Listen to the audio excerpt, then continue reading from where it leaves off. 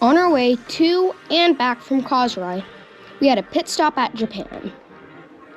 When people think of Japan, you think of rows of cherry trees and koi ponds in a zen garden.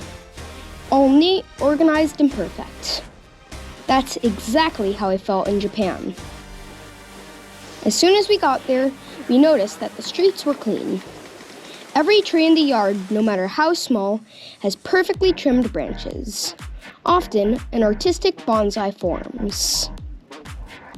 There are also many men and women alike in iron suits, either coming to or from work. But everybody walked quietly, and rarely did they engage in loud conversations. We also found it extremely easy to be a tourist in Japan. First of all, public transportation is extremely punctual. Clearly labeled, and machines with English translations will dispense tickets with no judgmental attitude. Unlike in France, Japanese people are extremely polite and willing to help. They will go out of their way to provide information for tourists. Getting food in Japan is also super easy. Most restaurants have their food displayed in plastic models with name tags. Even buying food can be easy and efficient. Many small restaurants have machines with pictures of the food that you can order from. After paying, you receive a ticket from the machine, which you bring to the cooks in the back. When your number is called in a few minutes, your order is ready. Let me tell you, the ramen is legendary, with thick and hearty broth and a boiled egg to top it off. But efficiency doesn't mean poor quality. Be it the prepared food at the supermarket or snacks on the side of the road.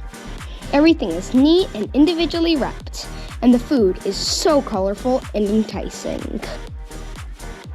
We all know that the Japanese are known to strive for perfection. A traditional art is often passed down from one generation to the next, with extremely rigorous standards. We got a taste of it, literally, at the Tokyo Ramen Festival. There were 32 vendors from all over Japan that came to share their unique style of ramen from their region, which they have perfected over the generations. They differ in broth thickness, noodle consistencies, and add-ons in the soup. Each one of the Pratts ordered something different, but we still left with the regret that we didn't have more stomachs to taste it all. With all this hard-working and serious attitude, you might think that the Japanese don't know how to have fun. But that's not the case. We stayed near the Party Central in Tokyo, and my brother and I loved the huge arcade called the Taito Station. It's filled to the top of its 7-story building with claw machines, music games, 3D video game stations, including Mario Kart simulations. We could definitely see that some people spent a lot of time there. If dizzying lights and club music isn't your scene, then take a train to the outside of the city and enjoy a hike in Takao Mountain. You can leave all the city bustling and hustling behind. We even got to see the beginning of fall foliage.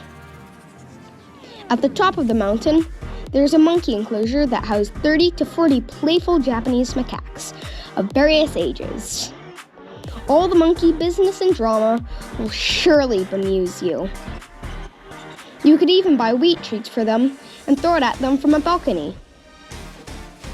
If you're a believer of monkey wisdom, then you can even have a monkey tell you your fortune. The same industrious monkey also stars his own Broadway show. It did tricks like pulling a cloth from a table while doing a backflip or jumping over hurdles higher than him on sticks. The trainer must have been hysterical, since the other Japanese tourists were laughing as loud as we ever heard a Japanese laugh. After a day of hiking, we finished the day at an onsen, a hot spring bath. The ultimate place to relax. You can choose between a pumpkin bath, a tea bath, a carbonated bath, and a whirlpool bath. If you can keep talking to a minimum, keep your eyes to yourself, and keep sitting still, it's enjoyable. You got what I mean? Overall, Japan is a highly developed country and is inviting to all tourists from far and wide. We felt welcomed and so enjoyed our stay very much.